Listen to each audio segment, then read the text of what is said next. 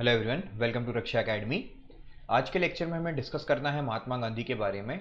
अभी तक जो इसका पहला लेक्चर था उसमें हमने डिस्कस किया था कि महात्मा गांधी के क्या प्रिंसिपल्स हैं, उनके जो सत्याग्रह के मेथड्स हैं और जो मेजर इंसिडेंट्स हुए थे उससे हमने देखा था कि उनके हिसाब से हमारी पॉलिटी जो है वो किस तरह की होनी चाहिए थी।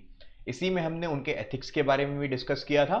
आज का जो लेक्चर है उसमें हम देखेंगे कि महात्मा गांधी की जो वैल्यूज़ या प्रिंसिपल्स हैं या उनके जो थॉट्स थे वो हमारी आज की जनरेशन में किस तरह से इंपॉर्टेंस रखते हैं और हमने क्या चीजें जो है वो इंप्लीमेंट करी हैं उनके थॉट्स से इंस्पायर होके।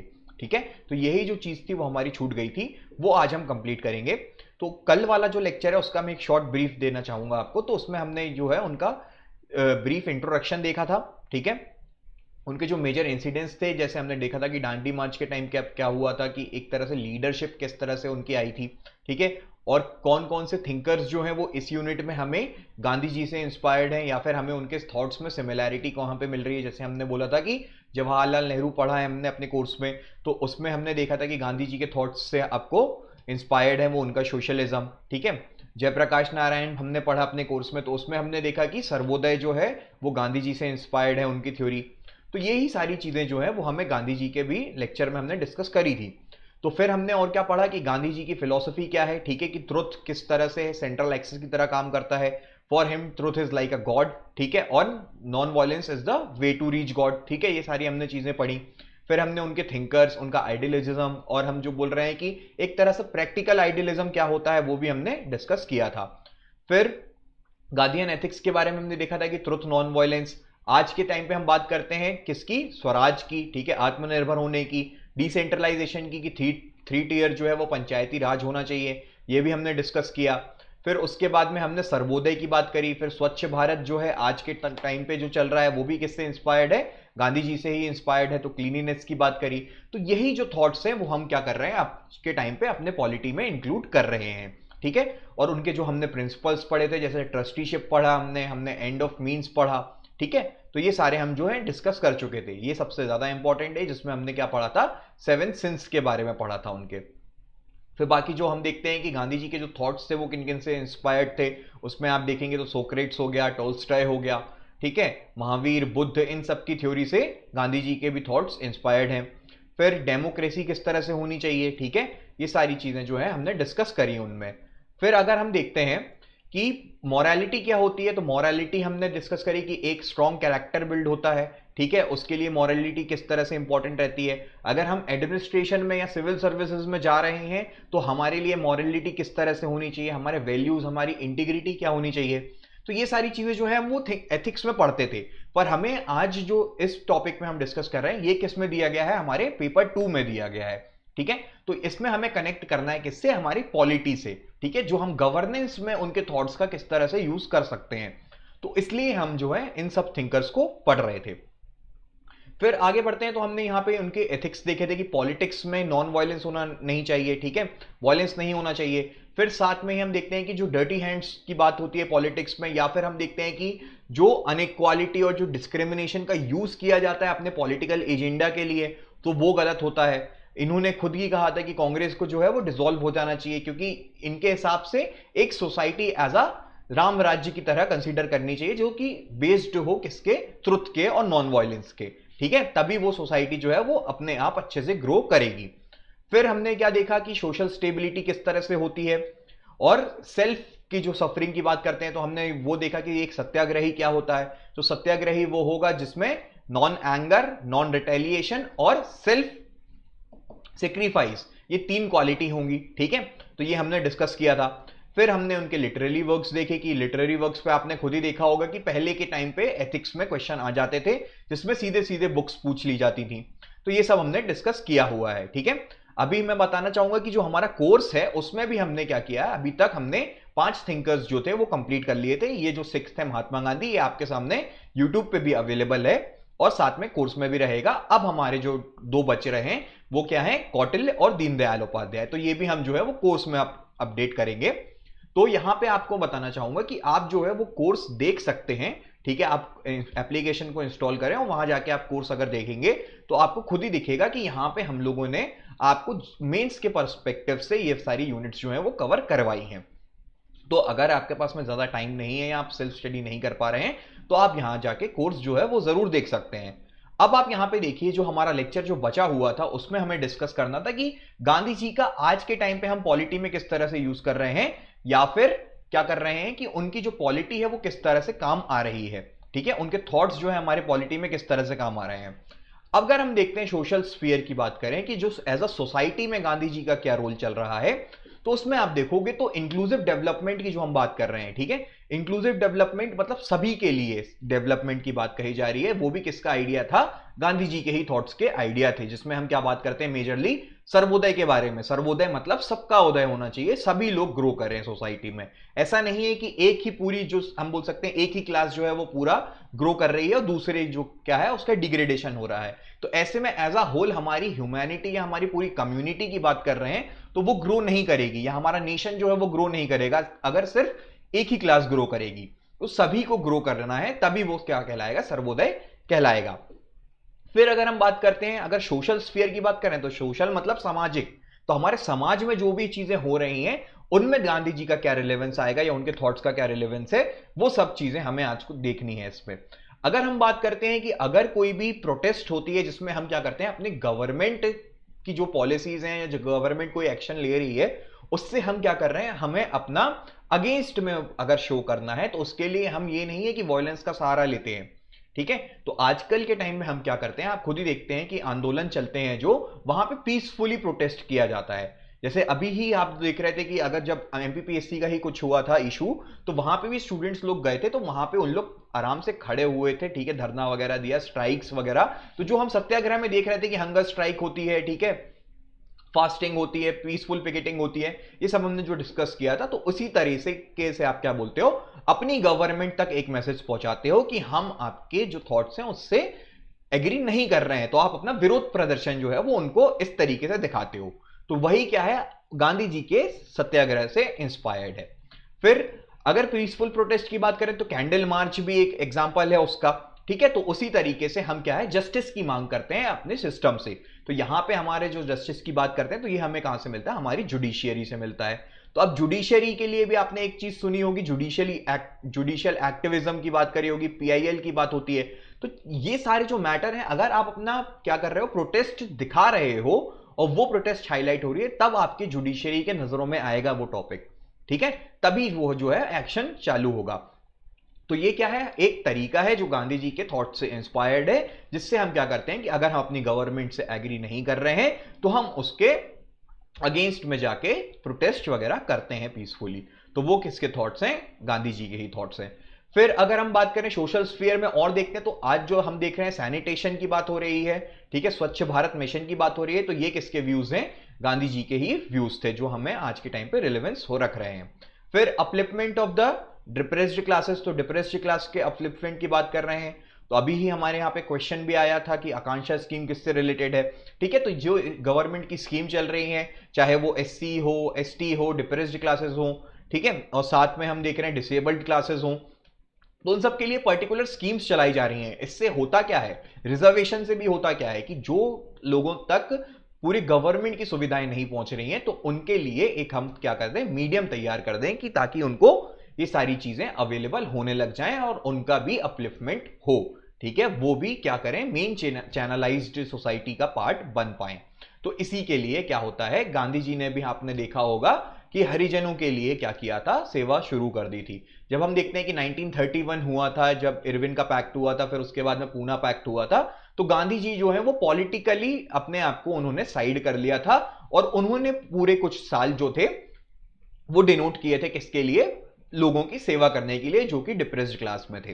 ठीक है, तो यहां पे हम देखते हैं कि अगर सोशल स्फीयर पे क्वेश्चन आता है कि according to Gandhi ji how he is relevant in the social sphere of the recent times, तो आपको यहां पे ये सारी चीजें लिखनी पड़ेंगी कि उनके आइडियाज से हम क्या कर रहे हैं, किस तरह से इंप्लीमेंटेशन हो रहा है उनका आज की सोसाइटी में। फिर आगे बढ़ते हैं हम, यहां पे आप देखिए अगर हम बात करें पॉलिटिकल स्फीयर की, तो पॉलिटिकली गांधी जी के क्या व्यूज थे और वो आज के टाइम पे हम जो पॉलिटिकली हमारी कंट्री जिस तरह से चल रही है उसमें क्या होना चाहिए। तो सबसे पहले आप देखो गांधी जी का एक वेपन था क्या, नॉन वायलेंस। तो यही वो चीज बोलते हैं कि non violence is the key to reach truth. ठीक है, उनके हिसाब से। तो यहां पे भी अगर आप देखते हो पॉलिटिकल अगर हम देखते हैं तो अभी आप जैसे देख रहे थे कि इलेक्शंस हुए थे बंगाल में, ठीक है, फिर उसके बाद में रायट्स होने लग गए, तो अल्टीमेटली वहां वायलेंस हो रहा था। तो इनके हिसाब से उस तरह की पॉलिटी जो है वो स्टेबल नहीं होती, ठीक है। तो अगर पॉलिटिक्स होनी चाहिए तो वो उसमें वायलेंस नहीं होना चाहिए। फिर लीडर्स अगर हम देखें कि कितने पॉलिटिकल लीडर्स जो हैं, जो हम देख सकते हैं कि पूरे वर्ल्ड में काफी बड़े नाम हैं, वो भी किससे इंस्पायर्ड हैं, गांधी जी के पॉलिटिकल थॉट से हैं। चाहे आप वो नेल्सन मंडेला ले लीजिए, ठीक है, Martin Luther King, Dalai Lama, ठीक है, आंग सान सुई, तो ये सब जो हैं, ये सारे लीडर्स जो हैं वो भी गांधी जी के थॉट से एग्री करते हैं और ये भी क्या करते हैं, नॉन वायलेंस की पॉलिसी पे आगे बढ़ते हैं। फिर आगे बढ़ेंगे हम तो यहां पे देखते हैं कि डांडी मार्च जो हुआ था, उसी में आप देखते हो कि आंग सान सू की जो है बर्मीज लीडर, उन्होंने भी क्या किया, यही सारे प्रोटेस्ट के तरीके, यही सारा नॉन वायलेंस के तरीके से अपने बर्मा में जो है उन्होंने काम किया। और साथ में ही क्या देखते हैं कि एक पूरी ब्रूटल रेजिम चल रही थी, उसके अगेंस्ट उन्होंने प्रोटेस्ट करी थी, ठीक है, और काफी फिर कुछ उन्होंने अचीवमेंट किया वहां पे भी डेमोक्रेसी वगैरह के लिए और लोगों की भलाई के लिए काम करने में। फिर आगे बढ़ते हैं हम, अगर यहां पे तो गांधी जी का अगर हम पॉलिटिकल थॉट्स देखते हैं तो वो उनका कहना था कि यहां पे पॉलिटी जो होनी चाहिए वो राम राज्य की तरह होनी चाहिए। मतलब वो स्टेट पे बिलीव नहीं कर रहे थे अनटिल एंड अनलेस कि जब इंडिया इंडिपेंडेंट हो जाए। तो राम राज्य का मतलब क्या होगा, सोसाइटी बेस्ड ऑन ट्रुथ, ठीक है। तो अब ट्रुथ के तभी हो पाएगा जब हर व्यक्ति अपने आप में क्या करेगा, ट्रूथफुल रहेगा, ठीक है, ऑनेस्टी रहेगी उनके अंदर इंटीग्रिटी रहेगी, आप सभी के अपलिफ्टमेंट के लिए काम करोगे। ऐसा नहीं है कि अगर आप कोई पोजीशन में चले जाते हो तो सिर्फ आप अपने लिए काम कर रहे हो। तो इसी तरीके से हम क्या बोल सकते हैं कि पॉलिटिकल लीडर्स को भी होना चाहिए जो कि अपनी पॉलिटिकल एजेंडा या फिर जो भी हम बोल सकते हैं उनका जो रेजिम होता है वो पीपल सेंट्रिक हो, ठीक है, ना कि पार्टी सेंट्रिक।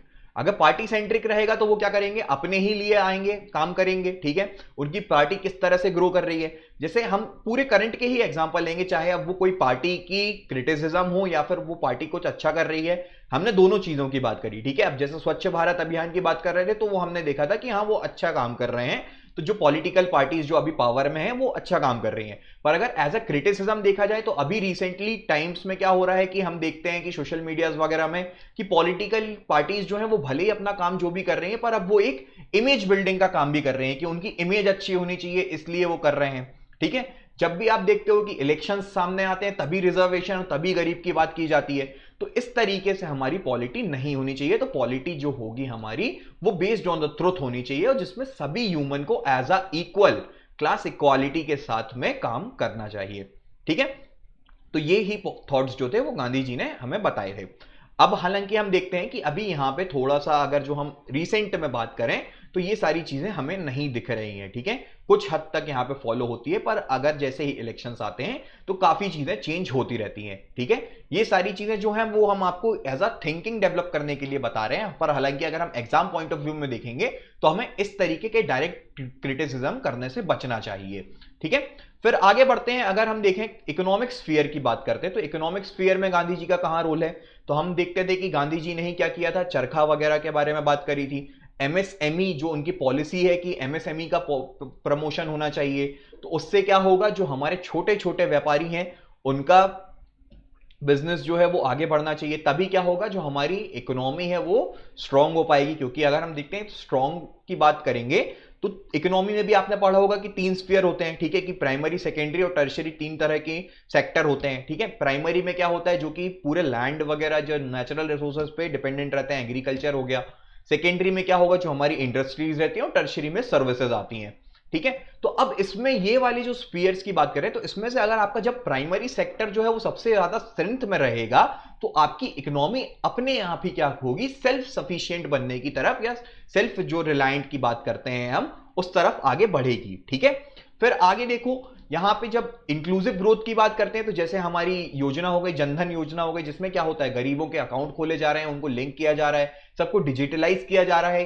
तो उनसे क्या हो रहा है कि ये जो लोगों तक जो सरकारी पॉलिसीज की जो हम बोल सकते हैं बेनिफिट हैं वो वहां तक उनके तक पहुंचे, ठीक है। तो यहां पे आप देखो, यहां पे इसके बाद में हम देखते हैं कि प्रोडक्शन ऑफ मासेस की बात करी जाती है। इकोनॉमिक स्फीयर्स में हम और देखते हैं कि अभी जब जैसे हम देख रहे थे कि डिमोनेटाइजेशन हुआ तो उससे क्या हुआ, प्राइमरी सेक्टर अफेक्ट हुआ, क्योंकि लोगों के पास में तो बैंक अकाउंट ही नहीं है, ठीक है, वो तो अपने घर पे ही देखते हैं। हाउस होल्ड्स की बात करें तो वो जो भी हाउस वाइफ्स वगैरह रहती हैं वो कैश रखते हैं अपने पास में, तो उससे काफी उनको परेशानी हुई।